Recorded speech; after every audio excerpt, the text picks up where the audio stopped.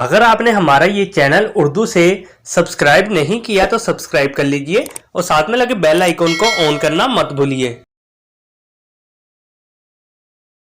नाम है अर्शन। अर्शन नाम के मायनी है ताकतवर और बहादुर इंसान। नाम है अशब। अशब नाम के मायनी है शेर। नाम है तहान। तहान नाम के मायनी है खूबसूरत, काबिल सताइश। नाम है ज़का। ज़का नाम के मायनी है जहानत, दानाई, फरासत, तेजी, फहम, होशियार। नाम है ज़ियाद। ज़ियाद नाम के मायनी है वाफर मकदार में, अजाफा, अजाफी। अपने नाम का मीनिंग जानने के लिए कमेंट बॉक्स में लिखिए। चैनल को सब्सक्राइब कीजिए, वीडियो को लाइक और शेयर कीजिए। Thanks for watching.